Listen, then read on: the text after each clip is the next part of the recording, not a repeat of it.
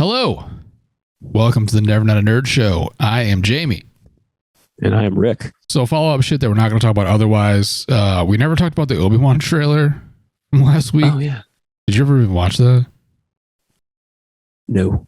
Okay. Yeah, we just mentioned that it existed. I just wanted to say I think it looks better than Boba Fett because it doesn't just stand Tatooine, which Boba Fett seemed like it was going to until they added the Mandalorian character. So I'm glad it's not only on Tatooine because I feel like Tatooine is a boring planet now. Umma is the English phonetic version of the Korean word for mom. The Flash, the film that was delayed, finished filming in mid-October of last year, like October 18th, I think. Jesus. Yeah, and it was delayed to what, like November of next year or something like that? Something like that, yeah. And apparently it has over 2,500 effects shots. That's so many. And effects houses are backed up, so that's why it's been delayed so long. Oh. Yeah, because I remember when we talked about that, I was like, did they start filming that? Yeah. Not only did they start, apparently they finished like principal photography at least, because they're probably going to do like reshoots, right? And then the last follow-up thing I have is I've yet to buy GTA 5 for PS5, even though it's $10. I probably will before that period ends to have it if I want it, but I don't know if I'll ever have a space on my PS5 because those games tend to be pretty huge. So yeah, we played it yesterday. I had a good time with the 8 tracks that they added.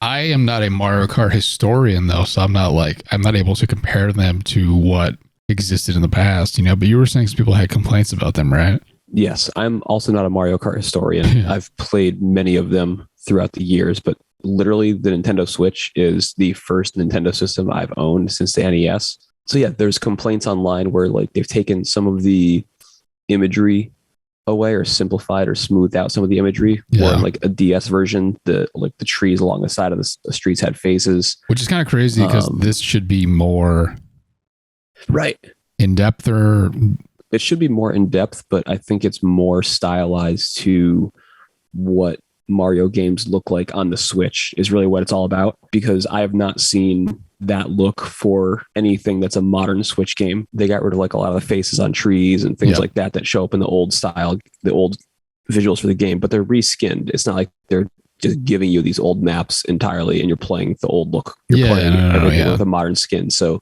it makes sense they're keeping it stylized for the game so you don't feel like you're out of the game suddenly. True, yeah.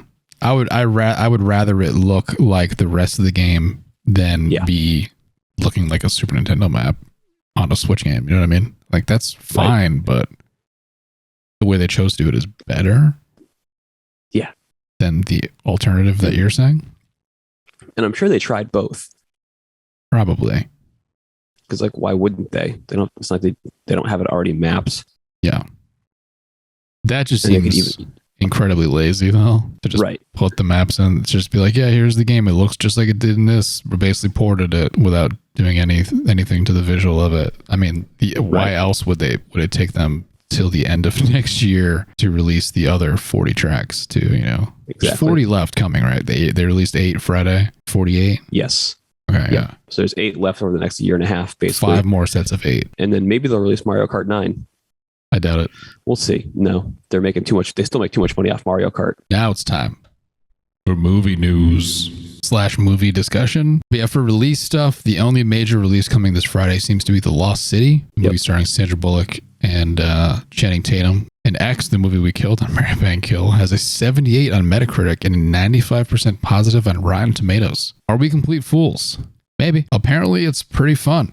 We're going to do Oscar ballots because the Oscars are Sunday. Best sound. Yeah. I've seen one of these movies. I've seen 2. I'm going to go Dune. Yeah, I'm going to do the same thing because I did specifically mention how I liked when they used the voices to kind of separate the chapters. The sound of Dune is very, very good, though. Best costume design, Cruella Serrano. Serrano didn't come out, I don't think, in 2021. This is a crime. Dune, Nightmare Alley, and West Side Story. Again, I really like Dune, but I think this tends to go to like a period piece, right?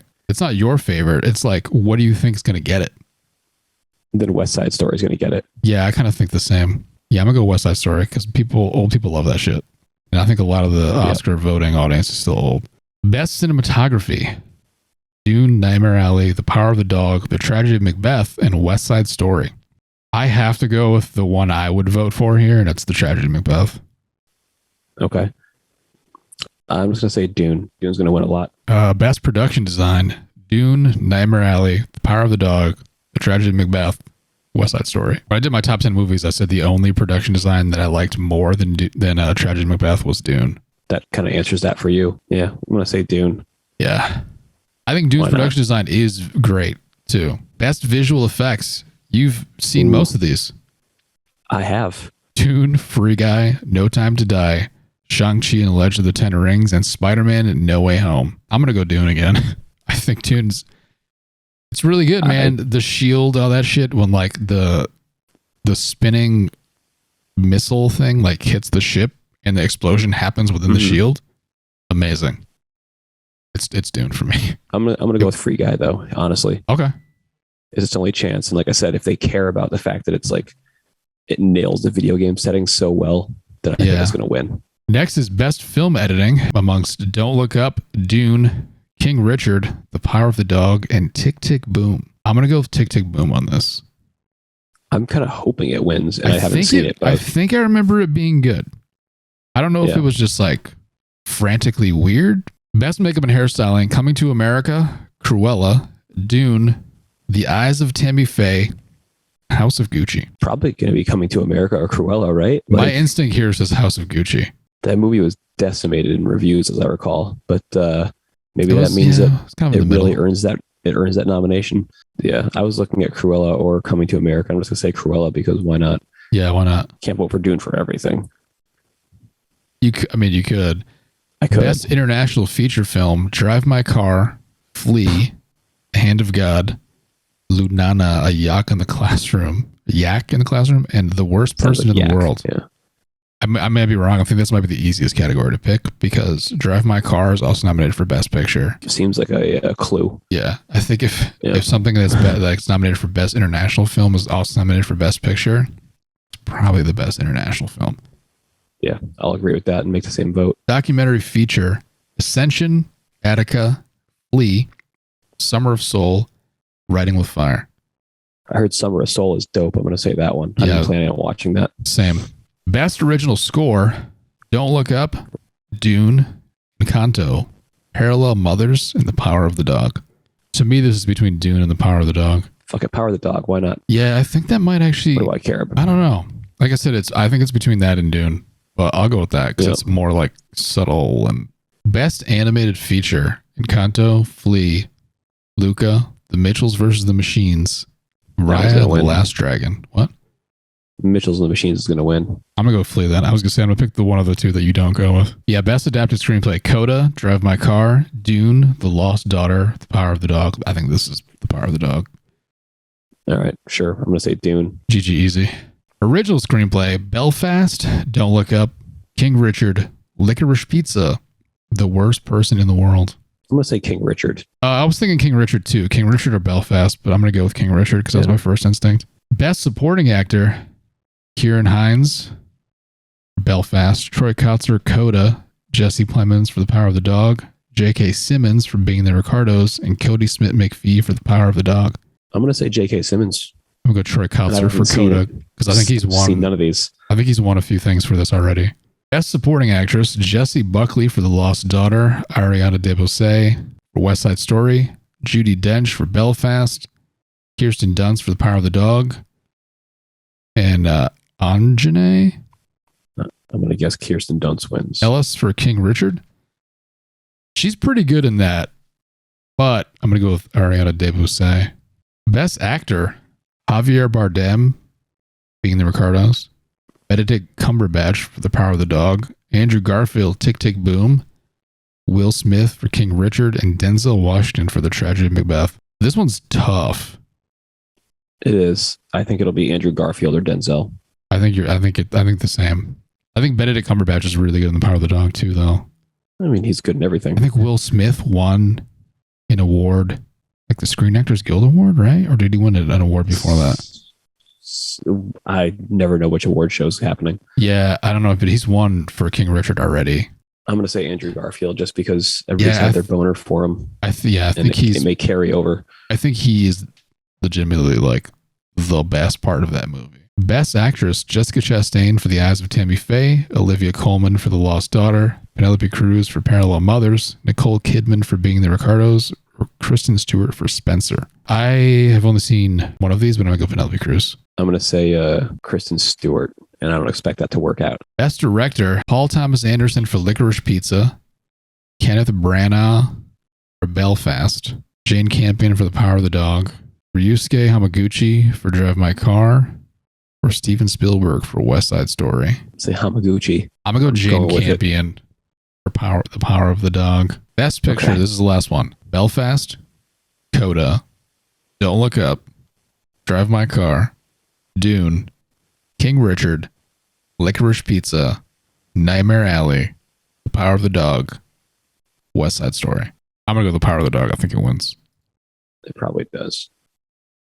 I'm going to say Licorice Pizza just because I'm so tired of seeing that stupid name. Now it's time for TV news. The Miss Marvel trailer came out Tuesday. You saw this trailer, right?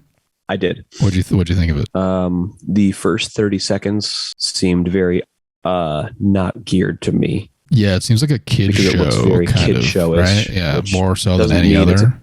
Yeah, which doesn't mean it's a bad thing. No. But it just seems like if I saw a show that was unrelated to something I was already invested in, I'd be like, yeah, this one seems much more geared not going to care about it. This one seems much more geared to children than any other ones do. Which is fine. I mean, It seems like everybody's switching gears a lot now. Moon Knight seems like it might be much darker. Pretty and this dark, will be, yeah, maybe more of a palate cleanse. We'll get into that. I'm totally into that. We'll get into that a little bit too. The series premiere is June 8th.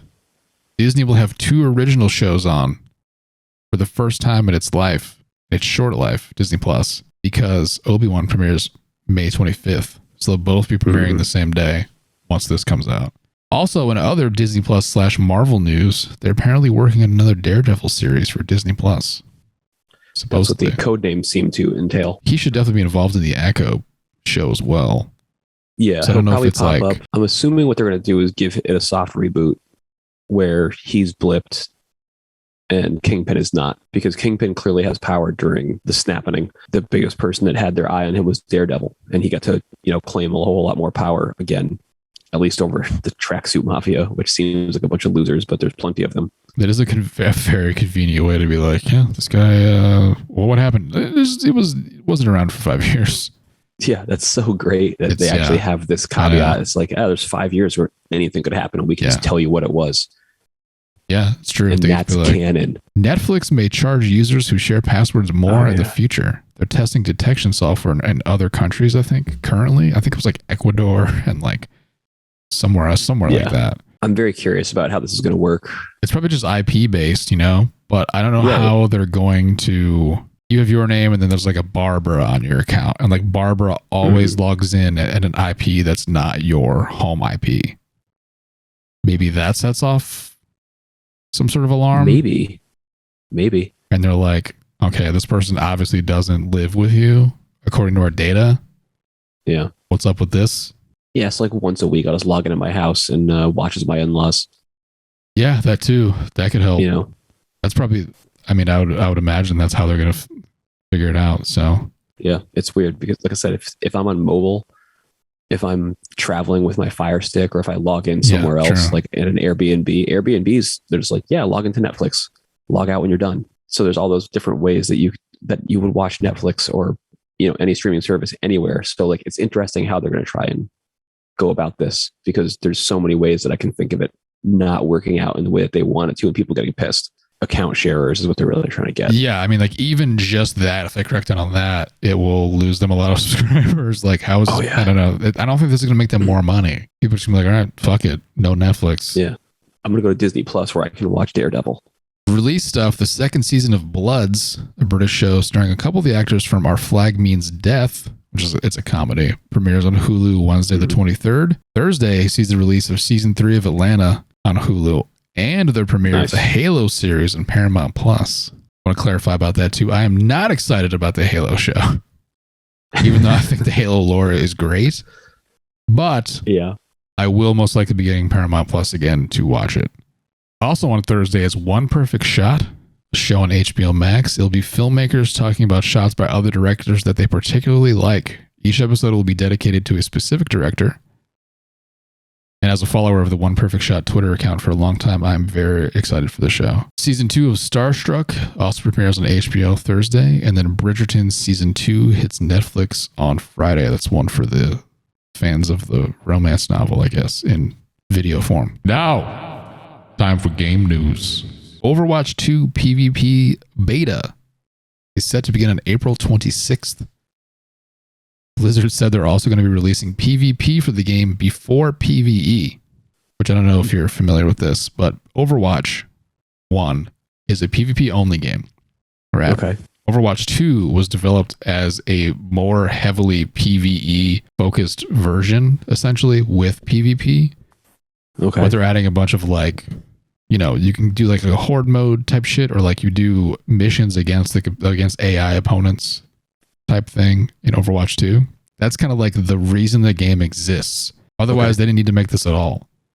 But now they're saying they're going to release PvP first, which means they reskinned Overwatch, and the PvE for it's going to come out at some point in the future. Like, what did they do? The PvE was going to be the major difference. This seems like another example of this game not needing to exist. That's their favorite thing to do. That's Activision, baby. Fortnite Chapter 3 Season 2 just started, and apparently building is not, at least at the time of writing, building isn't in the game. So yeah, if building in the game isn't for you, then might be time to give Fortnite a shot. Then it's a big-ish week for releases. This Friday, Ghostwire Tokyo. Big-ish. Ghostwire Tokyo is what appears to be a first-person horror action game. Launches as a PS5 console exclusive. Which is also coming to PC, just PS5 console exclusive. Tiny Tina's Wonderlands, a Borderlands spin-off game. Launches for everything but Switch that same day. And then Kirby and the Forgotten Land comes out for nothing but the Switch. Also on Friday. Getting that. Yeah, that's it for games news and news in general. Thus concludes the news portion of the program.